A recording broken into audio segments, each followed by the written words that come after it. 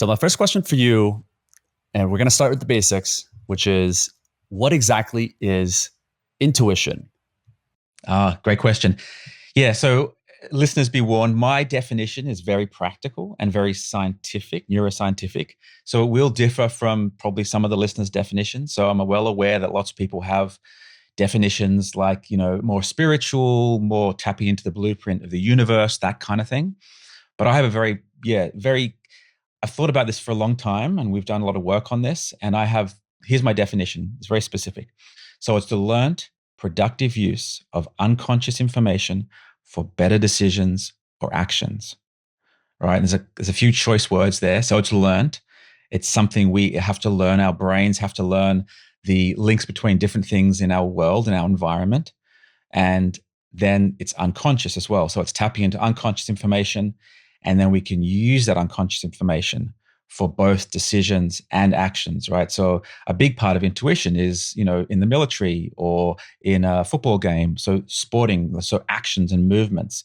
So we know from neuroscience that there's a lot of unconscious information in our brains all the time.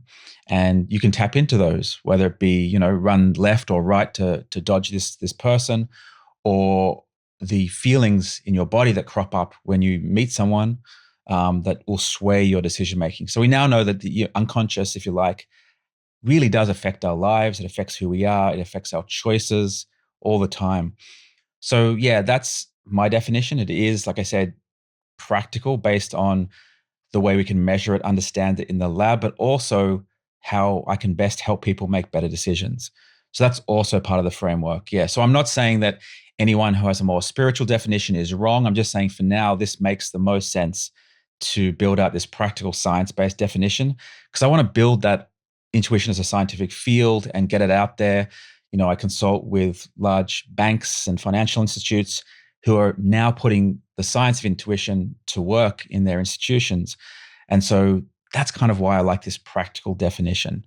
And so a good example might be, you walk into a cafe to get a cup of coffee and you walk through the front door, you look around, and then something in you you're going to go, actually, maybe not. Let's go to the other cafe I saw across the road. So you leave and go to the other cafe. And in that second or two, as you walked in, your brain's processing all these different stimuli, from the music to the temperature, the smell, the hairstyle of the barista, the whether there's tablecloths or not, who the crowd is, and probably 100 other things, right? And what's happening is, through the hundreds or thousands of times you've been to restaurants and coffee shops before, your brain has learnt an association between all these cues and good coffee, bad coffee, or good food, bad food. So this is the learning, the unconscious learning that's been happening already. And when you walk into the coffee shop, your brain processes that and you don't even know what's happening. You don't have to consciously look around the room and think logically about all these things. Your brain just processes it. And if you get a negative feeling, your body's going to respond to that. And that's that gut response that people talk about. They feel it in their gut. Some people talk about feeling it in their chest or their fingertips or palms of their hands. Some people get sweaty palms depending on how strong their feeling is. And we neuroscientists like to say that, consciousness is like an iceberg. And the bit we're aware of in terms of the neural activity in the brain is really just that tip of the iceberg. And the bulk of it is unconscious activity. So that's a good way to think about it. Or another way to say it is that your body will literally respond to unconscious information in your brain. So I can take you, Sean, into the lab and I can sit you down and I can do some fancy stuff where I show you scary pictures of snakes and spiders and things like that, shark attacks.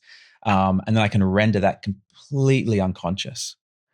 So you'll never know I'm showing that to one eye, say, but I can measure your skin conductance, your heart rate, or if you're in the scanner, I can measure your limbic system activity, your amygdala, and all that will go up. And you'll have no idea why, because you won't see these scary images. So in other words, your body, your heart, how much you sweat will all respond to unconscious stuff. And that's really what intuition is. It's our bodies responding to these unconscious cues from learned relationships in the environment. I think that's the best way to think about intuition, at least in terms of my definition and practical scientific exploration. There are other cases of jet fighter pilots or mountain climbers we could talk about. But yeah, as a way to start the conversation, I think that's a nice way to think about it. Yeah, and it's helpful to break it down, especially from the perspective of a neuroscientist, right? Because yes, there's a lot of people that have the spiritual definition, but if you can't really break it down or explain it, how can we really understand it, right? And one of the things that I was thinking about was whether these instincts that we have or the intuitions, how much of that is coming from the ancestors that we've had that has just been passed down to our generation versus our own experiences that we've learned from specific negative experiences or good experiences that we've had from our limited life here. Yeah, great question. So yeah, I go into this a lot in the Intuition Toolkit, my book on the science of intuition and how to use it, when to use it, when not to use it, which we'll get to, I guess, in a sec. But I think it's really important to sort of differentiate instinct and intuition. So a lot of people will just use those two words interchangeably.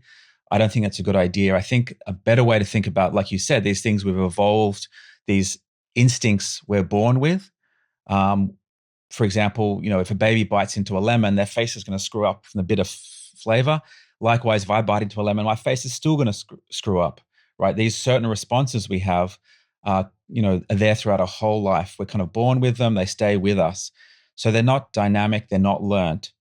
And there are more psychological examples, like our fear of uncertainty. Right, the world is really becoming more and more unpredictable and more uncertain almost every day at the moment. And that seems to be something that basically all animals have in common. And we seem to be born that way. And it's quite hard. We can't really shrug that off. So that we can think about that as a once adaptive trait that and animals evolved to avoid uncertainty. Now, in a very uncertain world, that's become maladaptive. But again, that's continuous through the lifespan. Whereas I think a better way to think about intuition is something we learned. It's adaptive. It's going to change with your environment. If you move cities, you change locations, environments, your intuition has to relearn for a new environment, new context. And we'll get to that in a second with the sort of rules I have about when you should or shouldn't use intuition or when you can trust your intuition and not. So, yeah, I think it's good to separate the ideas of intuition and sort of these permanent, non-changeable instincts. Yeah, and I think that's helpful. And one of the other things that I've sometimes have a difficult time also listening to is whether the feelings that I have or the gut feelings that I have in a certain situation is really from intuition or if it's from certain biases that I might have from cultural biases, societal biases, or an emotion that I'm feeling. And that might be blurred with how maybe I'm feeling. So it might be disguised as me thinking that there is some intuition, but perhaps it's something else like a bias. How can we properly listen to ourselves to distinguish between those two? Yeah, great question. So, yeah, if you're feeling, anxious about getting on an airplane, flying or something, that's probably not intuition. That's anxiety, unless you're a pilot or an airline mechanic or maybe a weather expert. Unless you have expertise and experience with the relevant things, that's based on something else. That's based on prior experience or trauma or something else. So we want to separate these things. And generally speaking, you don't want to try and even trust your intuition when you are feeling emotional, anxious, because that's just going to flood your system with noise. And we're really bad at understanding where certain emotions and feelings come from. Um, but there are lots of other examples as well. Like you said, there's all these bias. So in the same way, people might be familiar with the idea of bias in an AI, for example. If you train an AI on a biased data set, the bias is going to be in the AI. And that's a nice way to think about intuition as well. If you train your intuition on a really biased situation, let's say you train it, you work somewhere where the culture and the rules are really old fashioned. Maybe there's some gender bias there or race bias or whatever it might be. Your intuition will absorb some of that and you'll take on some of that bias. Or let's say you binge watch a whole bunch of old James Bond films or Indiana Jones films where people, just picking two examples where people have complained about race and gender bias, you'll absorb that into your intuition. So I think it's a nice way to think about that your intuition is only going to be as unbiased as the situation that you've trained it on. And so you do have to be careful with that because humans are inherently biased by all kinds of things. Um, so yeah, that is one of the important caveats to keep in mind if you want to use intuition, that you want to be aware and think about bias and how it creeps in. How do we train ourselves to understand when to listen to that intuition? Because, an example with instinct, you mentioned a lot of that comes from the evolutionary, history of our ancestors. And I think one of the things that have been passed on is, when our ancestors were hunters and tribes and they would see a lion, like that was literally like a life or death situation. But I think some of those anxieties that helped us survive has still been passed on in the modern generation that we live in, where there is not a lot of danger in the sense of there's not going to be a lion that's out to kill you, you know, and sometimes there is over anxiety because of that. And sometimes it's helpful to kind of take a step back and understand like this isn't life or death situation. How can we do the same thing with something like intuition? Like when do we listen to it and when do we ignore it? Yeah, so this is the question, right? And this is why I spent about a decade coming up with sort of a framework and a model for what intuition is and how to use it. And that's really these 5 rules that are in the book. And I use this acronym SMILE to help people remember these 5 rules. So that's sort of guiding principles when you should use intuition, when you shouldn't use it. And that's really one of my strongest take-home messages about intuition. It's not black and white. I'm not saying, hey, go and use your intuition all the time, every day. There are some situations where you can rely on it and other situations where you should absolutely not rely on it at all. You should sort of try and suppress it and ignore it. And so let me go through the 5 rules, so that'll help give us a framework to talk about these things. So the S in SMILE is for self-awareness. And that is really sort of a reminder for people to have self-awareness around their own emotional state. And like I said just a minute ago, if you are feeling emotional, stressed, or anxious, or it's not just negative, you're feeling really hyped up, just fallen in love, or you've won the lottery or something, you're full of emotion, then that's going to blind you to intuition, right? You're not going to be able to tap into these sensitive bodily responses, these feelings, these gut feelings, if you're full of some other kind of emotion. So it's just going to flood the system with emotional noise, if you like. And humans are just really bad. We're really lousy at understanding where certain feelings will come from. So there's a story I go into in the book of many years ago. I was on a first date with someone, and we went to rock climbing in an indoor rock climbing gym. And I'd climb up, and she was belaying, and then we'd switch over, and it was fantastic. And hearts are racing. We're feeling the chemistry. We really hit it off. Next time we meet up, not so much. We meet up one more time, no chemistry there at all. And it's kind of I was perplexed by that for years. Like, why did it feel so? The chemistry was so hot and felt so good that first meeting. And it was because we were rock climbing. And it turns out there's a lot of science on this. We're really bad at understanding where the adrenaline comes from, where the feelings come from. And this is called arousal misattribution. And so what happened to us in that situation is that, we're sweating, hearts are racing, we're full of, adrenaline. And we simply confuse that. We think it's coming from the other person when it's coming from falling off the wall, climbing. And there are all these classic experiments, where they'll have one group on one of those wire rickety bridges and another group on a very low, stable bridge. And they have people come in and write a little story and do some psychological testing literally on this rickety bridge. And in this experiment, there was a female experimenter and male participants, and the story they write involves a lot of, let's say, love and sexual words, attractions to this female experimenter, and they actually give the participants sort of a false phone number to ring up. And when they're on that rickety bridge, a lot more people ring up wanting to speak to her compared to on the low safety things.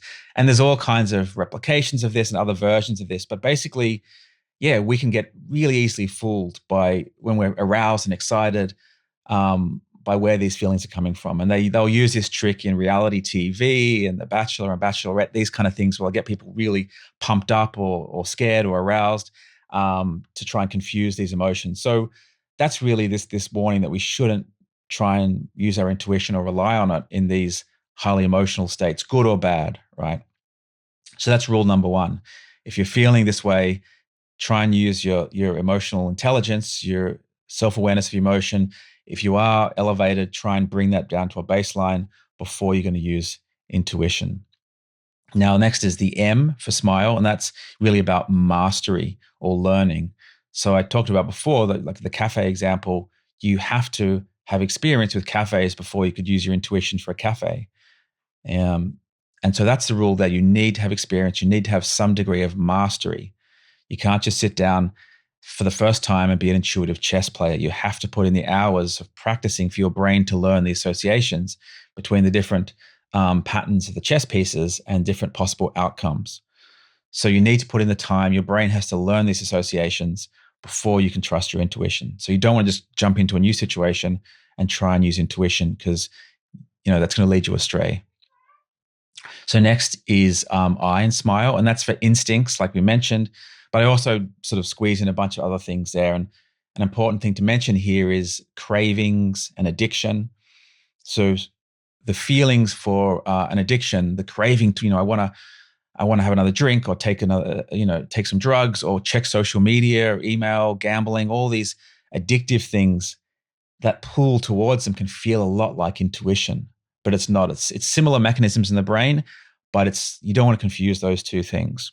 And people can very easily trick themselves, and I'll fall for this. I better check that last social post. I got a feeling it's going viral or something, and they'll trick themselves into thinking it's intuition, but it's not. It's just an addictive pull towards a thing. So instinct and addiction and these kind of craving things are very different from intuition. So next in the SMILE acronym is L, and that's for low probability, but it's really for all probabilistic thinking. So humans are terrible at understanding numbers or feeling their way through numbers and probabilities, especially low probability events where we don't have experience for them. And I live most of my time in Sydney, where people will talk about sharks and shark attacks a lot of their swimming. And that's a great example where the probability of seeing a shark, let alone, having a shark attack event, is super low, right? And the stat I love to give on this is, in Australia, you're more likely to be injured by a kangaroo than a shark. But people Really? don't think about that, right? You're swimming in the ocean, you're surfing, and you just start thinking about Jaws, or play the Jaws music in your mind, and those probabilities are out the window. You're out of the water, kind of thing. Mm. And It's so, kind of like flying also, right? Like people are yeah, so scared of flying versus like the probability of actually getting in a plane crash is like similar to getting hit by lightning or something like that. Whereas people get in yeah, a car every single day and it's way more likely that you're going to be hurt from that, right? absolutely. That's a great example. So after 9/11, people were terrified of getting in planes, and for quite a while, everyone started doing long road trips, which is way more dangerous. And a lot of lives were lost because people thought driving would be safer. And again, that's an emotional kind of choice, and it was really unfortunate because, yeah, flying is just way safer than driving. So there are all kinds of examples like that, where people just don't do the thing that is safest for them, that is most likely to save their life. They'll be driven by emotions and emotional decision making. So that's where we need to think about probabilities. Another example might be, um, if you're gambling in casino, people, let's say, what is it, the roulette wheel, it'll fall on black, black, black, for example, and then people, each spin of the wheel is independent of the last. But if you say have three in a row that are black, people can't help but feel, oh, it has to be red next, like the probabilities are going my right. And there are famous cases where you had 20 or 25, 26, reds or blacks in a row, which are these really rare events. And people just kept laying down stronger and stronger bets, feeling like, it has to flip now. And we get probabilities wrong all the time. And so you just don't want to use intuition or feel your way through anything with numbers. Use the math, use a calculator, use AI, whatever it's going to be. Why are For anything humans like that. so bad with probability? Like for the tick, I mean, this gambling thing is an example, but just going back to the idea of flying versus driving, is part of that humans have passed on this instinct, like we mentioned, around the fear of heights. Whereas driving is more of a modern invention, so there's not enough like human instincts that have been passed on that allows us to be actually be Yeah. more fearful of driving. Like There's why is it that we're more Yeah, scared there's probably of multiple flying? things. I think, yeah, the being in a steel tube way up in the sky is a pretty strange environment. Um, but I also think it's that people have watched a lot of films that show, so you can get PTSD around flying without ever being in a near miss or a flight incident from watching films. And we most of us have strong mental imagery. We replay these events we see in films and TV shows, and that can build anxiety around them, right? So that's part of this equation. Like with the shark attack thing, things that are easy to imagine and think about, we'll imagine them. And we know from a lot of science and the neuroscience we've done in our lab that when you imagine something, our imagery is like a virtual reality simulator, and it will directly connect to your emotions, and you have a stronger emotional reaction to something if it's easy to imagine. So we tend to be more fearful of the things that are graphic and easy to imagine than other things. Right? There's a classic joke from Jerry Seinfeld that people are more scared of public speaking than dying. And so they'd rather be in the coffin than giving a eulogy at a funeral, because they have they imagine standing up there and being embarrassed and they freak out, right? And so it's the same, I think, similar to flying or sharks or, lots of different things. This is something we can talk about later with AI and the AI revolution, that people get terrified of these killer robots and Terminators thing. But again, it's because that's really easy to imagine, and mental imagery plugs into our emotions, and we get a fear response.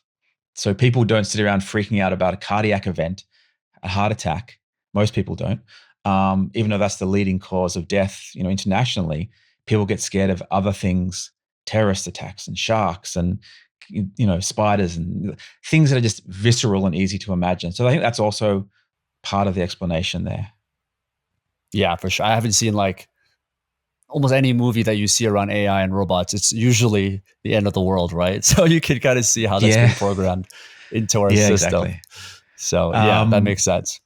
So what do? We did L for low probability, but it's really all just avoid intuition for probabilistic thinking. And then the final is E for environment, for this acronym SMILE. And that really links back to M, the learning and mastery. So this associative learning, that's the sort of the backbone of learning in the brain, the backbone of intuition, is context specific, which means if I train on my intuition in the office at work, and then like during COVID, we all come home and start working at home, my intuition has to be relearned to some degree in a new environment.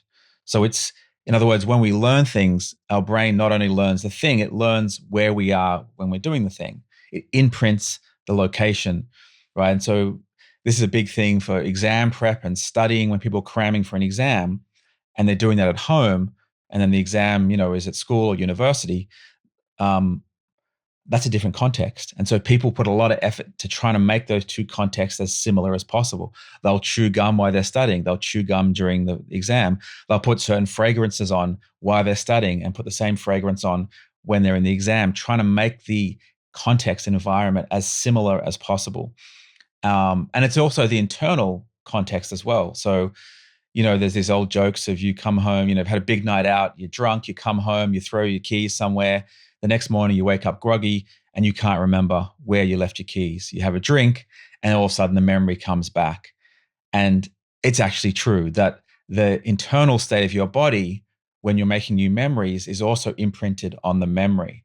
So if you're anxious or highly caffeinated or intoxicated when you're learning something, that will also be imprinted in the memory. So the general context of learning is part of that memory. And so an example I often give of this is Steve Jobs, who is, of course, co-founded Apple and made some amazing products and did some amazing things with Apple. And he was a huge fan of intuition. He went to India to study it. He talked about using intuition for business decisions and product design. And he could use it amazingly well at work. Then you change the context to at home and his health decisions later in his life, where he made some really poor decisions. He chose not to have an operative solution, to have an operation to remove his cancer. He wanted to treat it through more natural means. And almost all doctors agree that that was a really poor choice. If he had surgery initially, he would have survived, and he didn't. So that's an example where you can have highly fine-tuned, really good intuition in one context, but it won't transfer to another. So we have to be careful with this. And this is one that I struggle with a lot when I'm traveling. I was in India last year, right? And when I was in India, a lot of the body language signs are very different. And I have to sort of suppress some of my intuition around interpreting people's body language. So, for example, there's a common thing in some parts of India where people, you'd ask them a question and the answer would be yes, but they'll kind of do this, they'll do a very subtle head shake from side to side.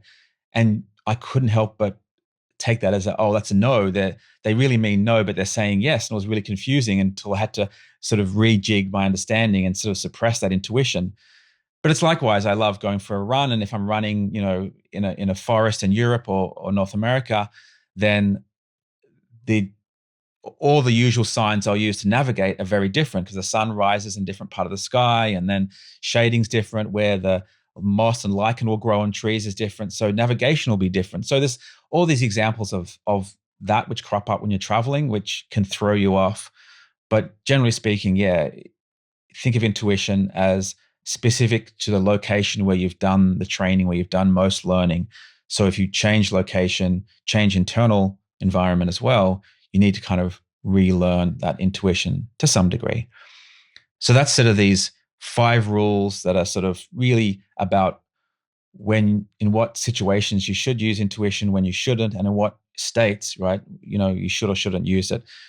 And that was really my attempt to try and help people maximize or optimize intuition in their decision making, everyday life, taking the science out from sort of behind the university walls and the scientific journals and get it into practice to help people improve their decisions.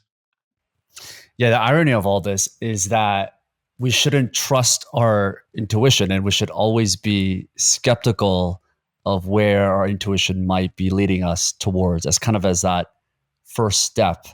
And it's always, I guess, in many ways, trying to be skeptical about whether you should be trusting this intuition based on the SMILE framework or other things, um, by questioning that. Is there ways that we can? It seems like it comes down to self awareness, because if you don't have that, then you're just kind of going to go with the flow, assuming that one aspect that you've trained in terms of your intuition is going to transfer towards something else, and that's clearly not the case based on what you're saying. So how can we sharpen that? What are some of the exercises or tools that can help people be more self-aware as that foundation so that they can actually take a step back more often? Yeah, so it plugs into the bigger sort of whole thing of emotional intelligence, right? And unfortunately, emotional intelligence is something we've seen decline over the last decade or so, and it seems to be declining more so now. And there's some data now linking that to social media use and online communication, where the more we do that, we lose the skills of interpreting body language of the other person. So just to sort of unpack that emotional intelligence, there's multiple sort of components of that. One is my awareness of my own emotional state and then how I can modulate that. But it's also how aware I am of your emotional state. And if you're raising your voice or you look angry, or I'm just talking nonstop for 20 minutes in a monologue, and I need to be able to pick up the subtle cues in your face that I'm going too long or I'm being too aggressive or something like that. So it's reading these cues in other people, but also in myself. And so for intuition, yeah, that emotional awareness of myself is really the most important part of that. And the good news is there are things you can do to improve that. So there are apps you can get, download that, I have no association with, I'm not making them, but that give you sort of daily pop-ups on your phone where it'll ask you to sort of, how are you feeling right now? And you'll zoom in on the app and you pick different colors and different words. But this general idea is to practice naming how you are right now in any point of the day, putting a word to it and being as specific as possible, learning to give those states accurate descriptions. And through just practicing that every day a little bit, you get better and just being aware of your own emotional state. Am I highly stimulated in a good way or a bad way? Am I stressed? And then you get that becomes more and more specific. And that habit will just build so that you do become more and more aware of your own emotional state. And so that will help you, catch before you're about to use intuition. You go, oh, no, damn, I am feeling elevated or stressed, I need to just do some breathing exercises, some box breathing, whatever it might be, chill, meditate for a moment, do some exercise, and bring that back down. And that's really, I mean, that's I see as good general advice for life, but it's something that we can all improve now where, we're bombarded with, we're so busy and there's so much incoming sort of negative stuff on social media that can really trigger us and put us into this fight or flight state. It is really good for us to cultivate and practice this emotional self-awareness. So that's particularly the S in smile. That's the thing there.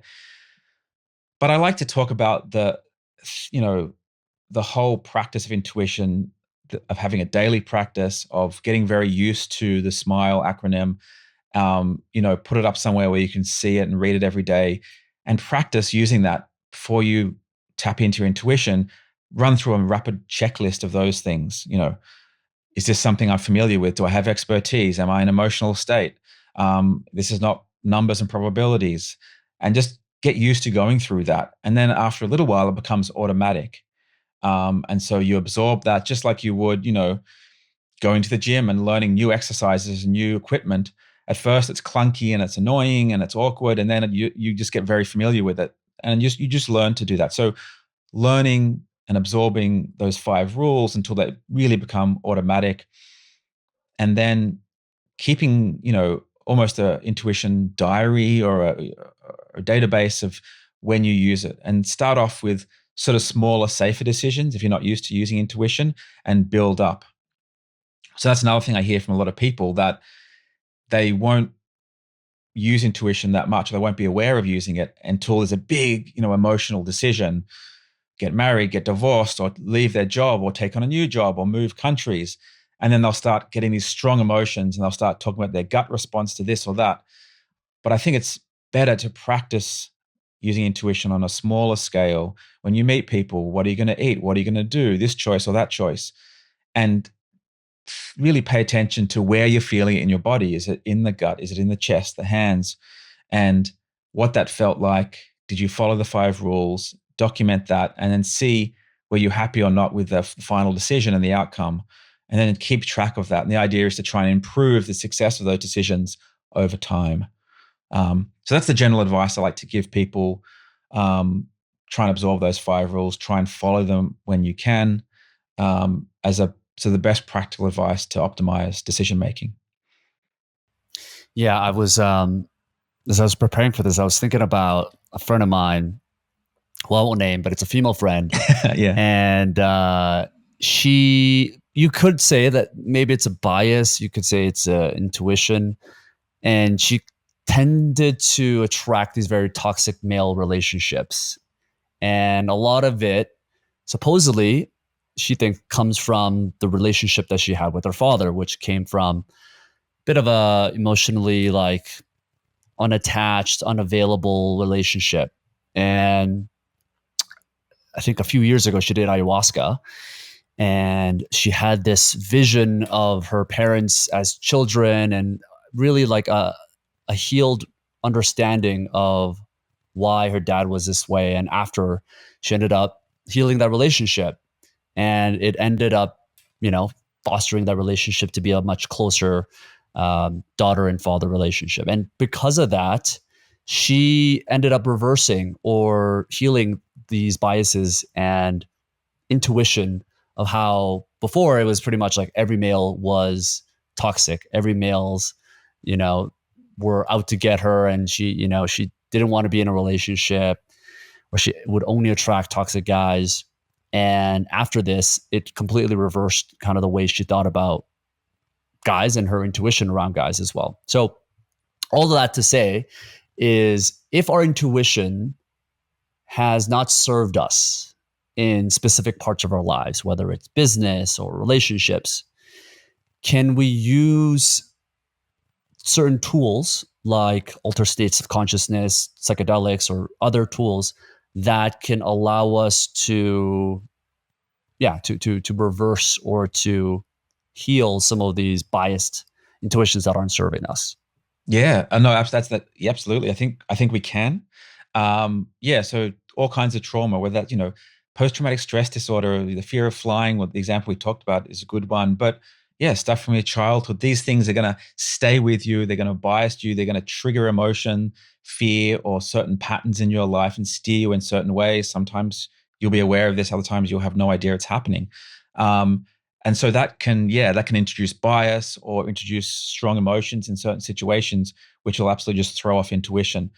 So, yeah, there's two ways to think about that. One is what you can do in the moment, the acute, in that very moment, if you're feeling that intense fear or attraction to something, to bring that state back down to baseline. And then there's, like you said, the different therapeutic approaches, whether that's the classic traditional approaches of talk therapy, cognitive behavioral therapy, or now the new frontier of psychedelics, which is really revolutionizing psychological treatment. It is doing some amazing things and putting out, beyond the subjective experience of it, it's also simply just puts our brain into this plastic state where it's really malleable and can change. And so you can condense a whole lot of change, which might take months and months, into really short periods by putting your brain into this plastic, malleable, changeable state. So absolutely, I think that is a really nice way to think about it, that these certain things that have happened in your life, which might be, for lack of a better description, creating these strong biases to repeat certain patterns or to get highly emotional with certain triggers that are just going to throw intuition and decision making out the window. You can really work on those. You can diminish that impact, improve it. And it's a combination of those two things, working on the source cause of it, and then other tools in the toolkit to work on in the moment when these feelings and emotions come up. So that would be my advice: have this sort of two-pronged strategy, the get to the cause, the maintenance kind of things, and then the acute things you can do right in the moment. Yeah, that's a good example.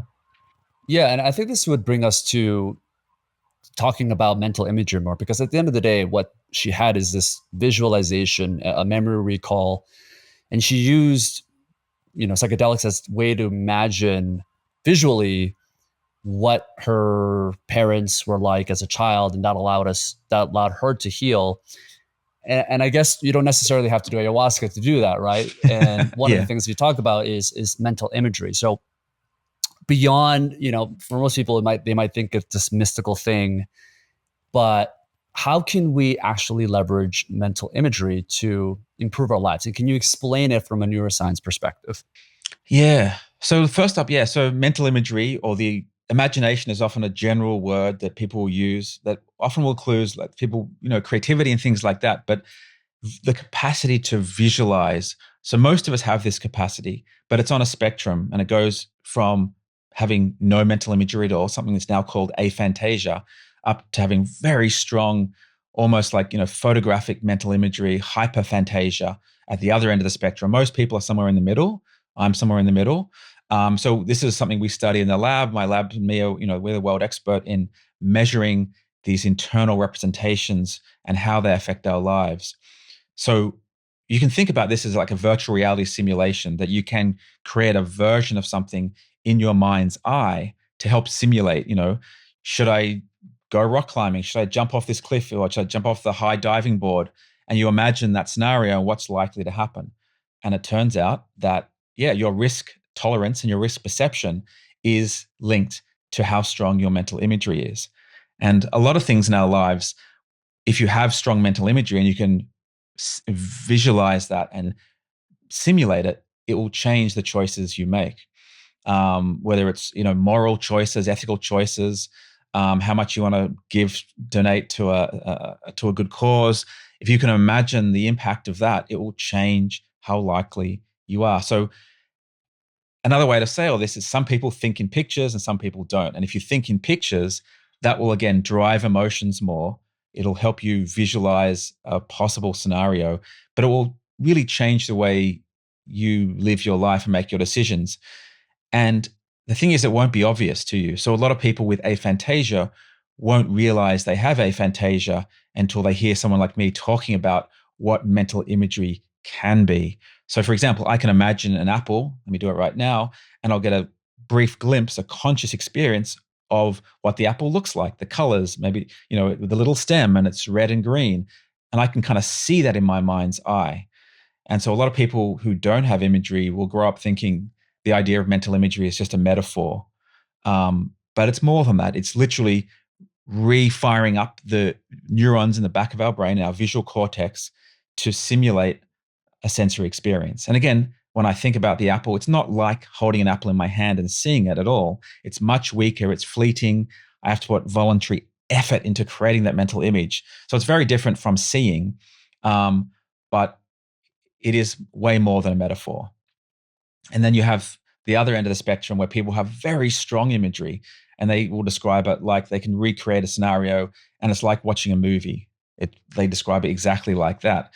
And unfortunately, that is actually associated more with anxiety.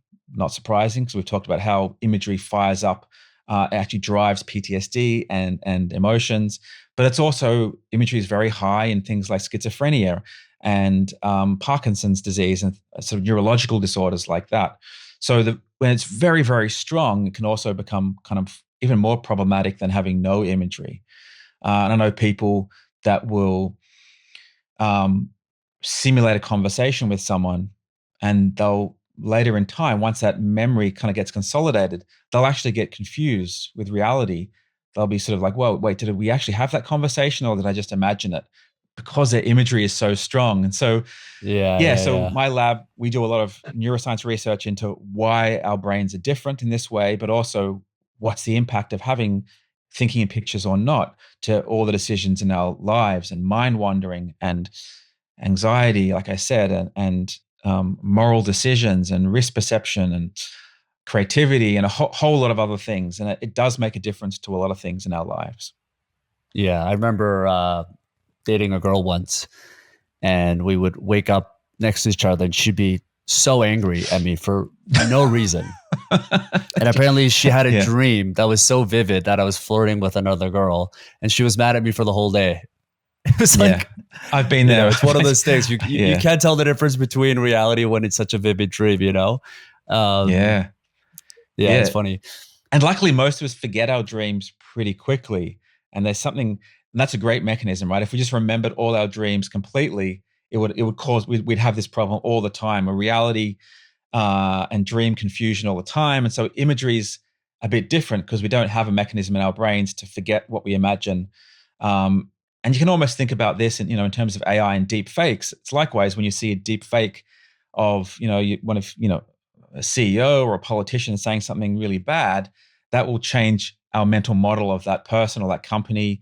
And we don't have a mechanism like with dreams to forget that. It changes our mental model for quite some time afterwards. And that's a whole dimension of some of the AI stuff that's going on at the moment. But it's nice to think about, dreams, mental imagery, and deep fakes, and how these things, can really mess up our memory of things. And it does become an important issue with eyewitness memory for court cases. And it turns out that if you have very strong imagery, your memory of things is more likely to get corrupted. So say you witness a crime, and then the next day, you talk to your friends and family about it, and they say, "Oh, well, you say it over and over, and every time you talk about it, you reimagine it." And then someone says, "Oh, was there a red car out the front?" And you imagine a red car. You go back to your memory. You go, "No, I don't think so." Then what happens that night? The imagery of the red car gets consolidated back to that original memory, and the next day, when you remember it, you go, "Oh, yes, I seem to be remembering a red car in my original memory." And so, yeah, eyewitness memory is less reliable if you have strong imagery because it tends to get more corrupted. Mm, yeah. And you talked about how for a lot of people having such vivid mental imagery can be a negative thing in terms of it could cause higher anxiety, PTSD, trauma, all these things. Yet the thing that I'm most interested in is how we can actually use mental imagery to break our limiting beliefs. A good story is Roger Bannister, right? Who was famously uh, the one that broke the 4 minute mile. And for years, everybody thought it was the most impossible thing. And apparently, Roger Bannister, he visualized over and over again, him actually going in and breaking the 4 minute mile, not only visualizing the from a visual perspective, but also the feeling, the emotions that he would feel once he has done it. And he was the first one that did it. And I think like a month and a half later, there were other people that did it right after. Even though for years nobody could do it, and then eventually high school students were able to break the it's 4 minute that's right. mile. It's Right? spread like a virus or something. Everyone just started. Yeah, that's a great example of Totally. showing, yeah, changing people's mental model and conception of what's possible. And once, they believe and realize it's possible, it changes everything. And this, I mean, we'll get to mental imagery in a second, but I think, yeah, belief, is such a strong component of this. And we've started doing some work into placebo effects and mental imagery and how. So I'm a huge fan of placebo effects, even though they often get used in a negative sense in terms of drug studies. And it was only a placebo effect. But placebos are awesome, man. They're so strong. And a better way to think about placebo is everything you do and every substance thing you take is part the thing and part placebo. So every medicine you take, drinking coffee, energy drinks, whatever it's going to be, nicotine, there's part of the molecule effect and there's a layer of placebo. So a better way to think about effects of basically everything is the thing itself and placebo and belief. And belief's huge, right? Um, People will enjoy wine more. Their brain will respond in a different manner if they believe the wine is better and they believe that it costs more money. They can run longer on a treadmill if they believe they're taking a better energy drink, a more expensive energy drink. Um, the color of a sleeping pill will affect how the data on how effective people find sleeping pills. And this so and same with pain management, right? You take a pain medicine, and the cheap ones are there's lots of data to show this are shown to be less effective than the more expensive ones. And it's a really interesting thing where for these things, you actually want to believe the thing you're taking is better, more expensive, has more, the belief is really strong and it changes your bodily response, your brain response. It can change your response to exercise, all kinds of things. So belief is something that gets a lot of, gets a lot of underplay because it's so powerful. And then, yeah, mental imagery comes into that because it's part of that imagining. And in sports, you'll see if you watch like the Winter Olympics and the what's it called, the luge, where they're on that little that little thing scooting down the tunnel. You'll see them. They'll close their eyes and they'll stand there and they'll literally go through every micro turn and every muscle movement. They'll imagine it. They'll use their motor imagery, imagining moving their arms, and they'll practice like that. And we know that practicing physical activities and sports, just mentally sitting still in a chair, will improve your performance. And this has been shown in all from golf to all kinds of things. It connects the brain and the motor cortex, control. You're not activating your muscles, but it is connecting the neurons in your body to the neurons in your brain in very particular ways. So there's belief, there's mental simulation as a way to improve at things. And that's been shown to, you can improve perceptual detection by just imagining, seeing things right through to the sports, physical examples. So yeah, mental imagery, if you have it, can be a very powerful way to learn new things, improve performance. If you can't physically actively practice the thing, yeah, just imagining doing it will help, which is pretty Yeah. cool, And right? Yeah. which is so key, right? The idea of like, I believe self-confidence, the that drive, that belief that you can actually do it, even though it hasn't been done before, is so undervalued, I feel, because confidence often comes from something that you've done before, right? Let's say you've approached 100 girls at a bar and you do it the 101st time. Great. Like you have the confidence to be able to do that. If you've never approached a girl in your whole life, then all of a sudden there's this gap, there's this hesitation that you have. Well, that can apply to a lot of different things in your life. If you want to build a very large business and you want to enter into an industry that hasn't been innovated and not a lot of people have done it, or if you haven't run the 4 minute mile, or all of these things that haven't been done before, which is something you need to do in order to do great things in your life. The reality is it's natural not to have confidence in being able to do that because you haven't done it. So the mental imagery, I feel, and the visualization of it is so important so that you can feel those things in your mind and your emotions as if you've done it, so that you have at least you can trick your brain to have the confidence to be able to take action and bold risks.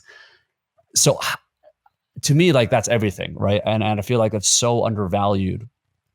But how do we actually do that?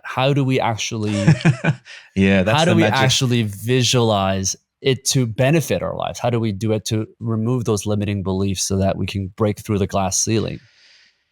Yeah, so there's um, a lot of ways to think about this. So, people love talking about manifestation, right? That's a big topic, and people put up their vision boards, and there's a lot of woo-woo stuff around that. And I'm not a fan of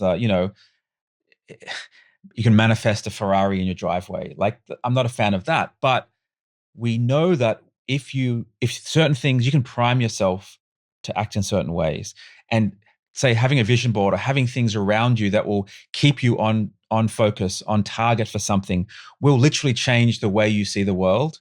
It'll change the things that pop out at you in conversations with people. You're more likely to make connections. You're more likely to come up with ideas when you've primed yourself each day to think in a certain way. And so there's a lot of science that actually supports this idea of manifesting in absolutely a non-magical woo-woo way, right? So parts of our brains are sort of work to monitor certain things in the environment all the time. And an example of this would be like what's called a cocktail party effect, where you and me could be, at a noisy party and we're talking and we're dead focused on each other. And all of a sudden someone says my name over there and I'll just go boom. And I won't have even realized my brain is processing all this noise. But as soon as I hear my name, it pops into my consciousness, right? And so it's kind of evidence that our brains do process stuff in the background that we're not really aware of until something relevant comes up, and then it jumps into conscious awareness. And you can apply that same principle to the people you meet, or the stuff you're watching on YouTube, or the books you're reading, or the podcast you're listening to, or whatever things you're doing in everyday life. Things that are relevant to your mission are going to just jump out at you. And that and you shouldn't underestimate the difference of that day in and day out. All those extra little connections, those extra ideas, those things that can connect, and they're going to improve the overall likelihood of you achieving your goals, achieving success. And so it's connecting those things. They are going to compound day in and day out, and you are going to be more likely to achieve those things. So that's kind of the science behind manifesting. And then the Isn't there layer a of term just, for that, by the way? Isn't it called the reticular activating yeah, system? yeah, absolutely, yeah. So Huberman will talk about that, I think, a bit in some of his content. Um, but absolutely, yeah, your brain will monitor for these things, and then you have the whole layer of belief over the top of that. Um, and you can think about placebo as, what are the different ways of self-placebing or self-creating a placebo around belief. And you can think about the way, different ways of amping yourself up, and that some routines work for some people more than others. Some people will get confidence from a uniform, right? People talk about why the military or police have uniforms, or judges, like this idea of this uniform is a way of placebing yourself, giving a placebo to build confidence in your own decisions and own actions. If you dress up, to go out, you do your hair, you put a suit on, or these kinds of things can actually build confidence because they are semi-consciously building this idea that, well, I look the part, so therefore I'm more likely to be able to play the part and be the part.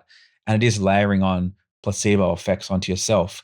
And that's not something to be sneezed at. Like, these are real things that people do every day: makeup, hair, whatever it might be. These small, subtle things that will boost confidence, boost belief in yourself. Um, yeah. So there's the priming, the manifesting, the belief, all these things people can do to really boost their chances of success with whatever they're setting out to do. Which is so empowering, right? The idea that we have within our own control to create our own reality, our own story. Because what is reality? And I don't want to go too deep into this, but maybe we can. I mean, there's this guy named Anil Seth. I don't know if you know him. Yeah, I know He's Neil a well. Yeah, yeah. neuroscientist, and We he talks we about it. both cross paths at consciousness conferences and things like that. So yeah. Yeah, exactly. I figure you guys would overlap there. And he talks about how, this our sense of reality is not necessarily a direct reflection of what's happening, it's this controlled hallucination created by our own brain, which is often attuned for survival and coherence. And we have this internal simulation that's going on in our brain. So our brain's job is not necessarily to reflect reality objectively, it's to predict what's actually useful. Absolutely, So yeah. are we living in a fake reality? I mean, by definition, yes, right? Our version of reality is severely limited by our senses. So that's the first place to start, right? So this goes back to Plato, what's it called, the Republic, where he has this simile of the cave, right? And he gives this idea that, the closest we can ever get to reality is where we're sort of locked in this cave and we see realities outside the entrance of the cave somewhere, and we're just seeing the shadows on the wall, and reality is creating the shadows, and our closest we can get is these shadows, and that's it.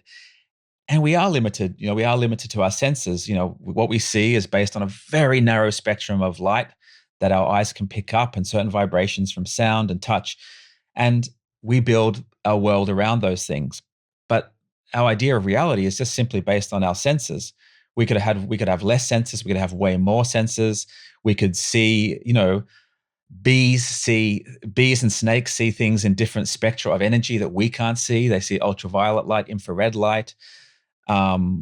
Whales and other animals can hear things that we can't. Dogs, of course, can hear things that we can't have a chance of hearing, and they can smell things.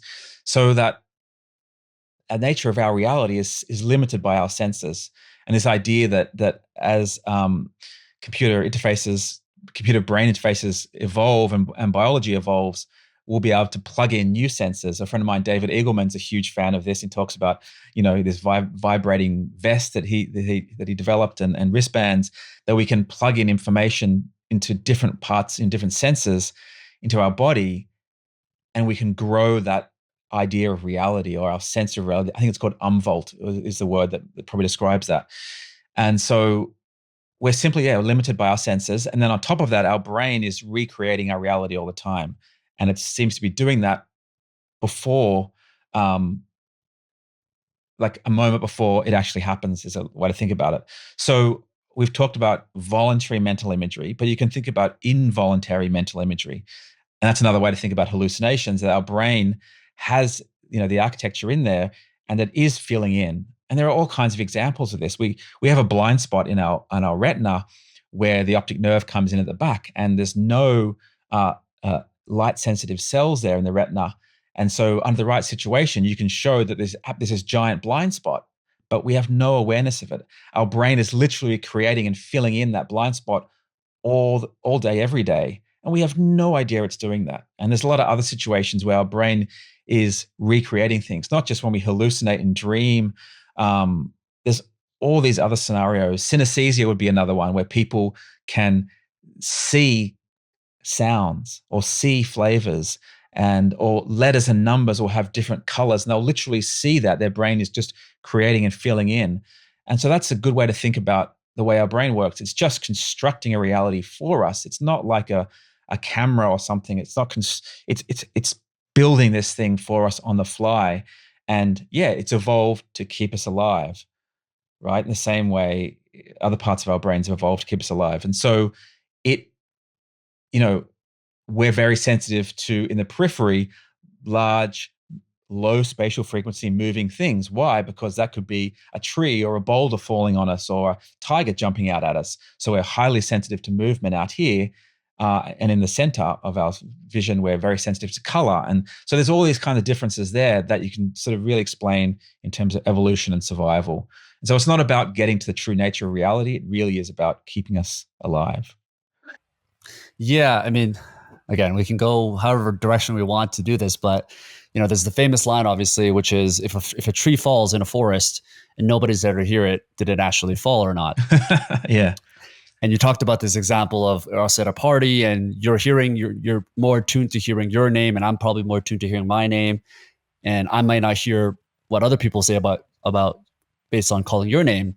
So we're always in our own reality, and there's 8 billion of us. So we all have our own individual realities that we live in. If that's true, then what does that actually say about objective reality?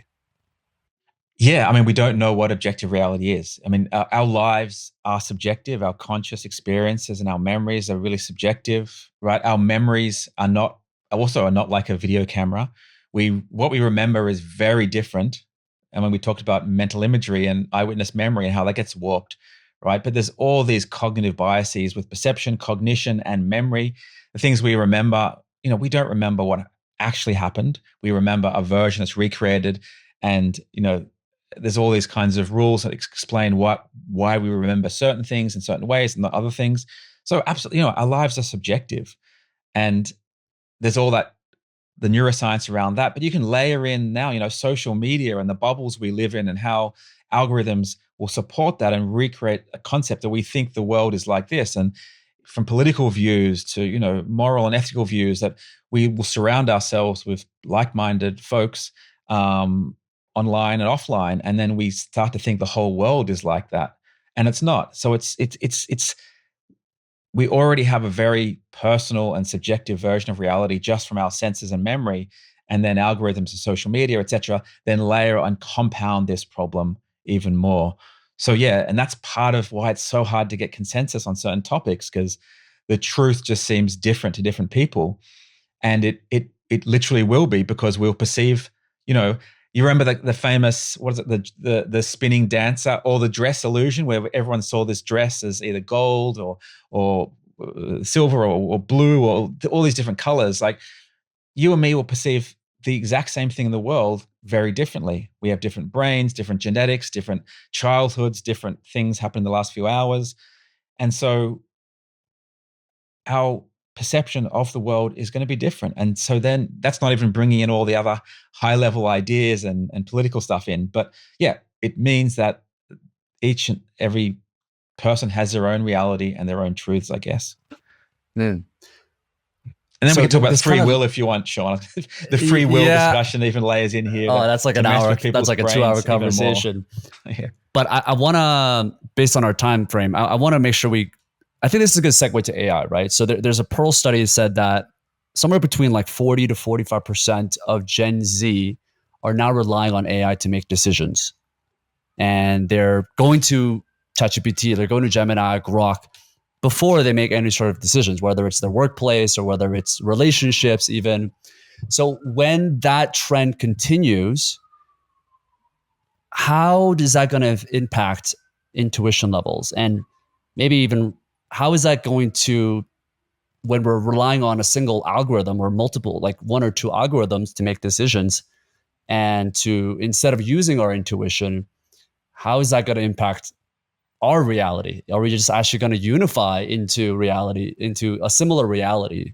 Yeah, it's a great question. I mean, I'm a huge fan of the idea of augmenting intuition with AI. So I think once AI is developed a little bit more, and it's all our wearables are plugged in, we'll have our own personal AI assistants that know our history. They're sealed off, they're secure and private. It'll know my heart rate. It'll learn how I respond to different, whatever it be, foods, to different people, to different scenarios. It'll know my cognitive biases. So it'll be able to keep an eye out for when I'm being biased, for how I might physiologically respond to someone. And you can think about that as sort of augmented or intuition prosthesis, so outsourcing it to AI to some degree, or combining it with our own biological intuition. And so I think this can really help us in the situations where we might be highly emotional. We can't rely on our own personal intuition, biological intuition, when it comes to numbers or other things, and help us overall make better decisions. We're not quite there yet, but there are people working on these kinds of products right now. So I think it's a nice way to think about the future of augmented decision making, professional judgment in the workplace, where we will see emerging of these two worlds of our own neurological and biological intuition and decision making, and AI, which can really help, particularly people, like you said, who might have strong traumas or other things that prevent them from having clear or good decision making or intuition. The AI can really help with that, and help them make better decisions. Um, but yeah, AI can have its own biases and its own habits and things like that. And we've seen, the last few years, some of the biases in different directions and how they've been noted and ironed out. Um, and that's going to happen, right? Like, it's the idea of having a perfect AI with no bias is pretty hard to achieve because all human data is going to have biases in it because humans are so massively biased. And so, I mean, what's an example of that? I mean, recently, so in the state, I'm sitting in Sydney right now, and that's the state of New South Wales and part of Australia.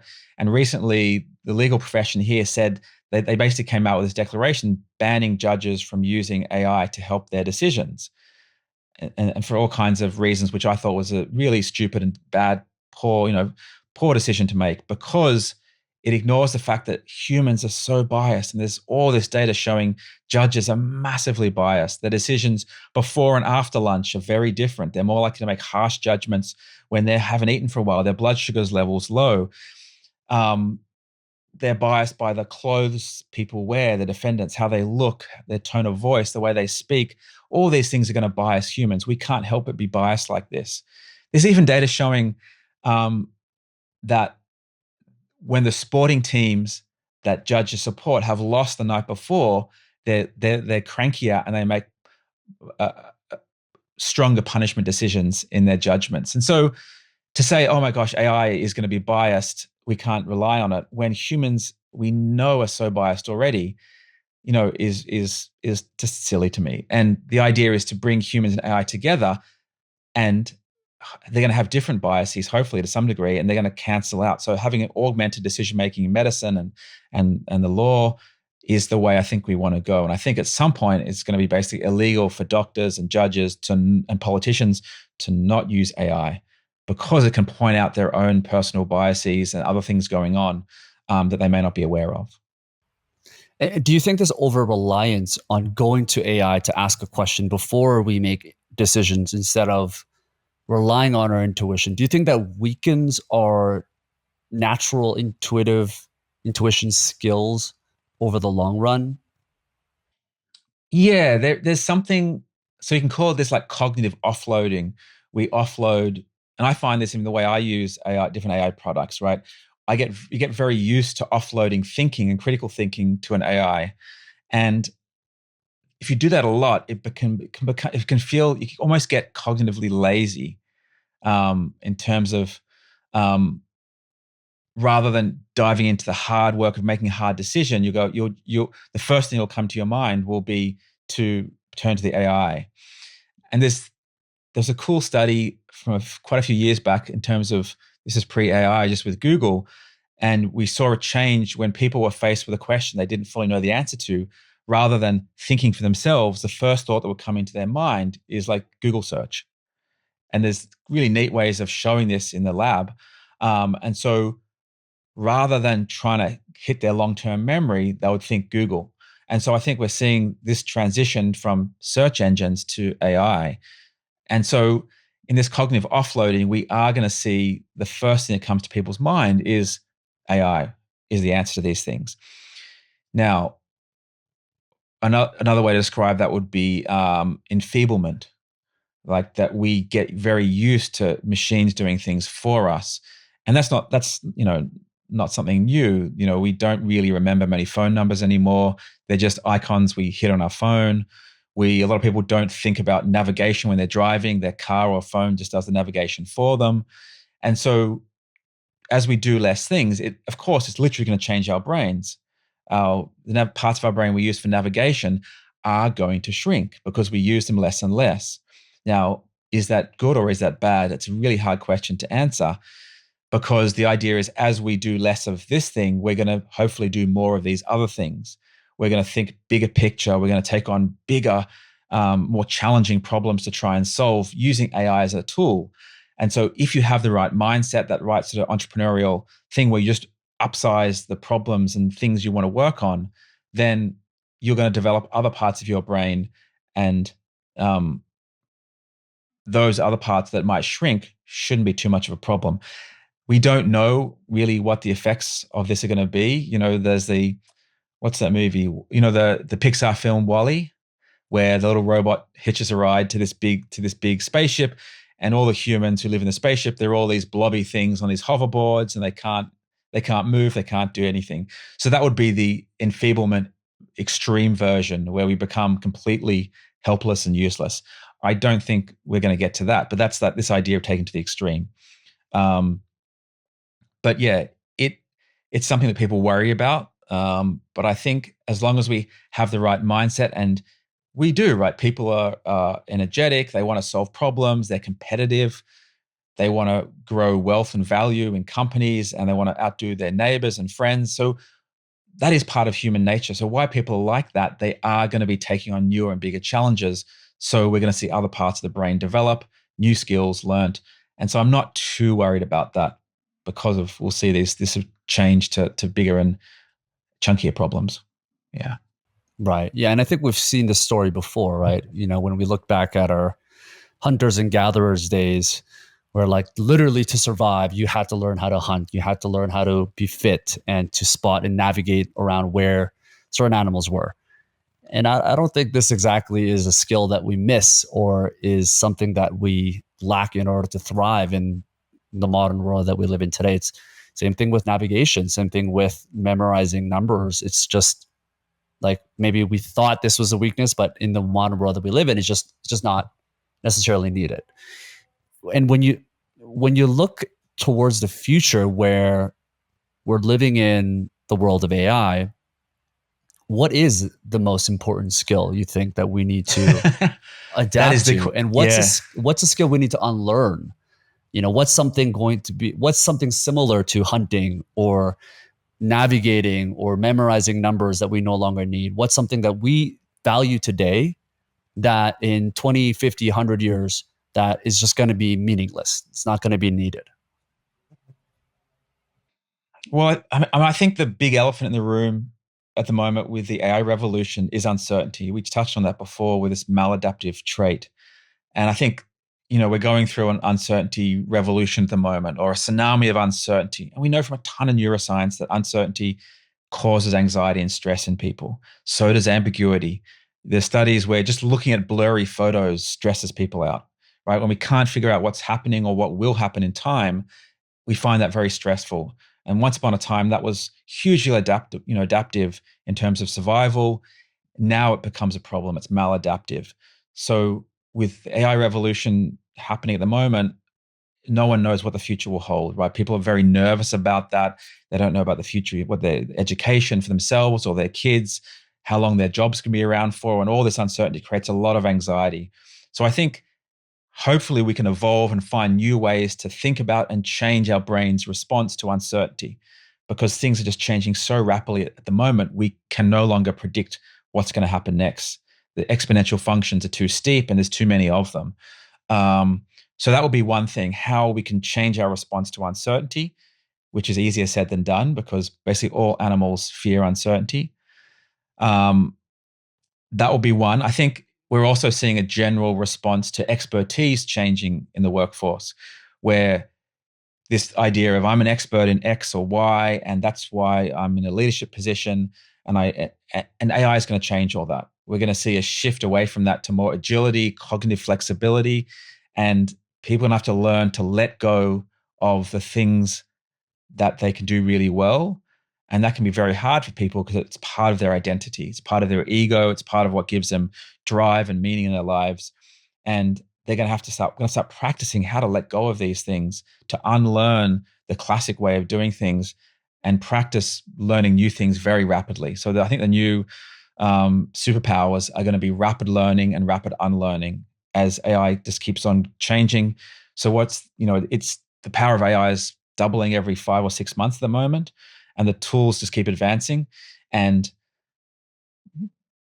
think of what the skills in the workplace. You're going to have to rapidly learn new skills every 5 or 6 months, and then it's going to be every 3 months.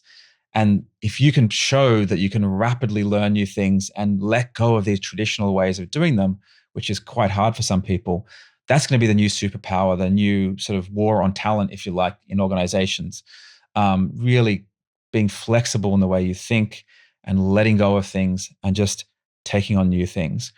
Again, easier said than done, but I think that is the new area, the new sort of sought after skill.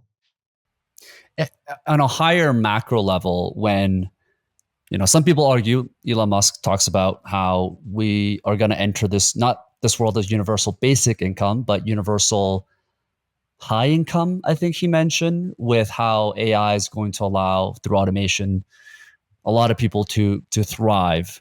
And we talk about this idea of job displacement and how people are going to be replaced. Do you think we're going to have to unlearn? I think for industrial revolution, we often tied our identity and our purpose of life to what we do as a career and how we provide for our families. Do you think that in the world of AI that we're going to have to unlearn that association of what we do for our job and the identity that we have in terms of the meaning we have for a living? Yeah, absolutely. Yeah, spot on, Sean. Yeah, I think so. Even people that say they don't like their job, they still data suggests they still get purpose and meaning from it. Even if it's like just this, providing for my family, putting a roof over their heads and food, there's still a lot of purpose that's attached to identity. And that's what we've for a long time thought about jobs like that. There's something you need to do to bring money in, to support people, yourself. And that's all going to have to change over the next decade or two. What that's going to evolve into is still a bit unclear. So this idea of universal basic income. And when I say that, a lot of people think, oh, sweet, I can just sit around and watch movies and sit on the beach and do nothing.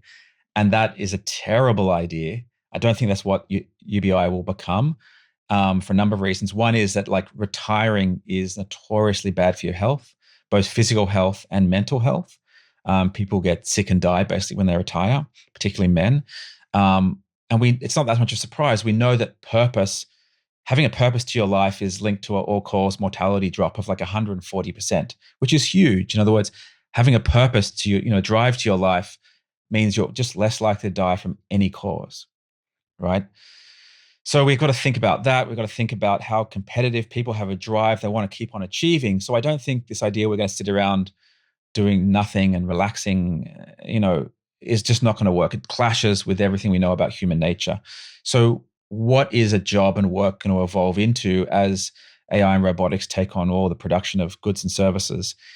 I think it will probably evolve into something like entrepreneurship, where we're each more of a freelance operator. We will take on bigger and bolder goals and challenges as AI things take care of the other things, the more things we're used to, the everyday services and products. We'll start thinking bigger, and how can we evolve consciousness? How can we spread consciousness everywhere in the universe? How can we go to other planets and do these things? These bigger questions will be the ones that really captivate people, and we'll get to choose what we want to do with ourselves. But again, saying that, like you said, is a real mind shift. And education, schools and universities are not set up for that at all at the moment, right? They're still set up for learning X, Y, Z, so you can have a trade and become an expert in this. And that's just not what we need education to be for the future. We need to really cultivate those skills of finding that inherent motivation, those things that inherently drive us, that get us really excited, and those things that often we have when we're kids, and we lose that passion and excitement about certain things as we get into the sort of the more structured world of schooling and jobs and work. So I think we're going to have to evolve education, all forms of education, into something like that. Um, yeah, how we do that, when we do that, I don't know. It's going to take a lot of work. And that's really, Sean, where I'm shifting my attention now, working on a new book on, how to not only survive, but thrive through the AI revolution from a psychological point of view, from a change management point of view. I've started working with governments and companies around the world. And my new mission has become, how can I get an AI readiness minister or a politician into every government in every country in the world? Because this is something that's been ignored, for the last couple of years, when I think it should be front and foremost. All the attention goes to building the tech infrastructure. The discussion in the media goes to how much these companies are worth and their founders and the CEOs. But we need, like, the disruption that AI is going to cause in every part of our life is just huge, right? Just looking at the job stuff alone, if we're going to lose 50% of jobs, which a lot of companies are predicting, then that's a total rearrangement of our society. Think of your favorite city when 50% of those jobs are gone. What does that city look like? how many white collar economic refugees are we going to have? We're not ready for that. Governments aren't thinking about that. They're not thinking about how to retool education. They're not thinking about how to deal with this widespread, pandemic of uncertainty, anxiety, which is spreading around the future and how it's unknown and around the jobs.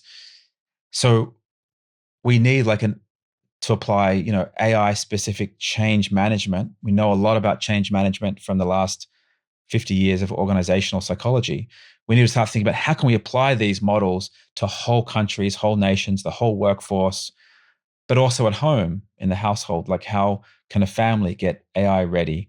So that's where my head is. That's what I'm thinking. I'm trying to push this idea into government, trying to create awareness of this human side of the AI revolution. I think we need it right now or yesterday. But people don't seem to know what to do or how to deal with this stuff yet. So we need to get people like me, neuroscientists, psychologists, into the conversation to shift this conversation. Because if we don't, things are going to get pretty rough for a lot of people before they get better. Yeah, well, as a thought experiment, based on the things that you're starting to think about in the book, if we were to kind of give you a magic wand and we had to restructure education, the typical workplace, how people are being educated in the household, it seems like everything that we are surrounding ourselves around has been outdated, right? I think John Maynard Keynes talked about how in 1930 he said in 100 years people will no longer need to work 40 to 45 hours a week. It'll be somewhere between 10 to 15 hours or less because of the technology advancements. And I don't think that has happened. Yeah. So it seems like a lot of these things are pretty outdated based on the Industrial Revolution or through the wars. How would you redesign education, the workplace, the home life in a world of AI so that people would actually be able to adapt and thrive? Yeah. So the education piece is a huge one, right? So first up, yeah, I mean, schools, and universities have been the same for like 300 years. They're way outdated, and they're just such slow moving beasts, and there's so much bureaucracy there.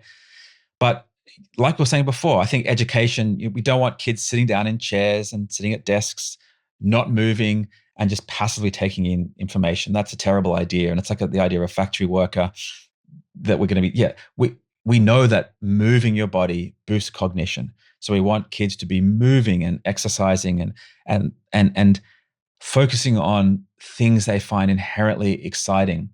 Like, the goal of school should not be to go and just push a bunch of information into brains, and then they'll be able to use that information when it's needed later on. That's the wrong way to think about education. We need to totally flip it all around. But again, that's a huge undertaking. If I had a magic wand, what I would get every government in every country in the world to have a Delta Force, an emergency response team to AI, to start thinking about how to take the whole nation through this AI revolution.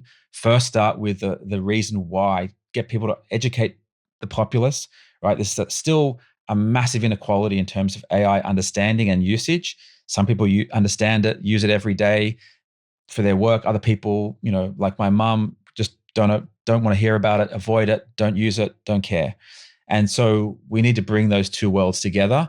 So we need education campaigns. We need PR campaigns that get into every household in every country in the world so people understand what's happening.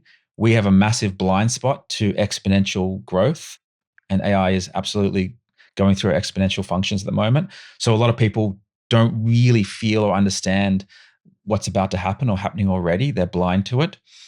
A lot of people are still stuck on this question of, is AI going to be good or bad? And is it going to be, Terminator scenario or utopia? And that's the wrong question to ask.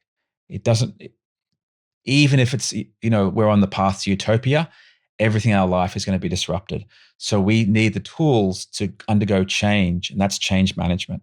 So governments need to start thinking about that, use the change management models we have to give people the tools to deal with this fear, this anxiety, the resistance to change, to help them get a growth mindset, like we talked about, change their belief about they can thrive through this change this total disruption, and get those tools into, like I said, every house in every part of the world. Um, I do think we have some kind of utopia thing at the end of some unknown period, a decade or two, but it is going to be a rocky period getting there. Right? We're going to see job losses. We're going to have humanoid robots and things in our lives, in our homes, doing things for us. We're going to have partners and loved ones that are AIs. So the whole idea of socialization and human relationships are going to change. So many things are going to change. And that is going to be hard for humans. We just don't deal with change. We fear it. We fear the unknown, and we just try and resist it. So if I had the magic wand, I would start implementing these global, countrywide, national change management plans for AI. And the budget for that should be huge. And likewise, the budget in every organization will have to go up for HR and retooling and retraining. I talk to a lot of companies who are bringing in AI products, and their staff start using them. Their minds get blown about how good the AI is, and then they get a wave of anxiety. They start freaking out about the when their job's disappearing. And so, yes, AI brings in a productivity bump, but then they're in a fight or flight kind of anxious state. Their creative thinking, drops. Their productivity drops, and so there's not the kind of human support we need in the workforce. So yeah, they're the kinds of things I would do right now if I had a magic wand. They're the things I'm trying to do, but I just don't have the magic wand, Sean. I need the magic wand. Mm. Yes. Well, for people to make sure that we don't end on a gloomy note here, what's some agency that people can take? Some individuals. What can they do now to start preparing? So and when I talk about this, I often I'll end the keynote and people will be all filled with anxiety and stress, and I don't like doing Yeah, that. exactly. So let me be clear: AI is going to be freaking awesome. Like, it is where the stuff we've seen from Google DeepMind and the protein folding. They did, what is it? I can't remember the exact. It's billions of hours and lifetimes of hundreds or thousands of PhD students' work done in a very short period of time, right? And we are going to see breakthroughs in everything. We're going to see cancer solved. We're going to see rare diseases solved, and climate issues are going to be solved. So by sheer the fact the way AI thinks and computes is so different to humans, it takes approaches that we had never thought of approaching. And a great example of that is the game Go. Again, Google DeepMind, when they were doing in was it 2016? I think it was, when they had that classic game, 5-part game with Lee Sedol, the best Go player at the time, and he was playing Google's DeepMind. And there was this moment where the AI did this move, and everyone thought it had lost the plot. It was doing something. It was going to just forfeit the game, and it didn't. It changed the way it was playing the game. It came up with a new way of playing Go, and since then, that's changed the way humans think about the game. So the idea originally was to try and get as much board space as possible. And once they saw that that's not really how you need to win the game, all you need to win by is like one little stone. And that single move in that game changed the whole game. And so we're going to see the same thing happen. We don't even have to think about AI being 1,000 times smarter than us. It just approaches things radically different to us. And that by itself is going to lead to huge breakthroughs and utopia. So I'm hugely excited about this. It's going to be awesome, but it's going to be a rocky road till we get to that utopia. And so, yeah, don't get me wrong. AI is going to be amazing. We're going to be in a world of abundance and all that stuff. But we also need to pay attention to the human side of this, because we're not great at managing change. So in terms of agency, what can each and everyone listening do right now? They can make sure they have the tools in their toolkit to manage their stress and anxiety. And there's the management, I'll often talk about like being fire ready. We have the ways of, do you have fire extinguishers, and do you have a fire alarm in your house or your workplace? And they're the things you can maintain, like in terms of the human body: exercise, good sleep, doing hot and cold things. I'm a huge fan of sauna. These kind of things, which just are maintenance things you can do every day or every couple of days, that keep you in a good, balanced physiological state. And then there's like what you can do when there is a fire. How can you put the fire out? Do you have a fire extinguisher or a fire blanket? So that can be box breathing or physiological size or some meditation or certain substances you can take just to take the edge off that anxiety. So I think that's a good way to think about it. Have these tools ready, and you want to practice them so they're familiar, you have the habits built up. So the habit formation around these things is really important. You want to have that habit built so when the fire does flare up, you know what to do. It's second nature. Bang, you can take care of it. So people need to understand that. They need to understand this idea of growth mindset, that the belief really does matter, like we discussed. That if you think you're not a tech person, this AI thing's too scary, too difficult, don't think that. You can be a tech person. You can be an early adopter, an innovator. You can lean into this. Just try it. If you haven't used AI, just start using it for something every day. Commit to using it for something and then see what that experience is like. Did you like it? Is it strange? Is it weird? Why? Why not? If it didn't work, why didn't it work? Make a change in that and experiment. Don't just use it once and think, oh, I didn't like the output. It didn't work. Because you need to learn how to use a lot of these products. And the first time you use it, it may not be what you expect. So experiment with it. Start bringing it into your life. And these are some of the basic steps that you could think of as a AI-specific change model. And there we've developed those models. We have them. So yeah, I think the first step is, lean into the AI revolution, have the tools to deal with it and use AI. Think about how to use it. Think about not just using it for what you already do, but how could it elevate what you want to do. And one more thing, right now, because of this inequality, there are people that are not using AI and there are people that are using it a lot. There's a massive unfair advantage if you can use it in the right way right now. You can do a lot more. You can do things that you had to rely on other people to do. You can do yourself. So you can get ahead at work, ahead at life right now by leaning into AI. But that difference, that inequality will close. And so right now is a great opportunity to stand out. Yeah, absolutely. And just to add on to that, I think most people are scared of things that they don't quite understand. And I'm always surprised how often I've run into people that have not used AI and used ChatGPT. We had Mo Godot on the show, and he was the chief operating officer of Google X, who basically, they started Waymo and all these different companies. And he said that people often think AI is just going to magically replace all of these jobs, but it's actually the people that know how to use the AI. So it's the humans that understand AI that are going to be replacing the humans that don't understand AI. And I think that's a good point for people to know. It's like you shouldn't be afraid of the AI. You should be afraid of not knowing how to use it. Yeah, certainly this stage in where we're at in the AI revolution, that's the yeah. And that's what we're seeing. We are seeing that in terms of coders and developers. The data is coming out now that people that are really coding with AI, augmented coding, are doing the work of 5, 10 other coders. And so we are seeing these superstars rise to the top because they really are augmenting and they're doing a lot more and doing it better with AI. Fascinating. Joel, such an insightful conversation. I want to make sure people learn more about you and find out more about your work. Obviously, you have your book. I don't know if you have a title for the next book that's coming out, but The current tell title, us where we can find you. So profjoelpearson.com is my main website where you can find, stuff about my speaking, my availability, what I'm doing. I post regular stuff from intuition to aphantasia to how to psychologically navigate the AI revolution.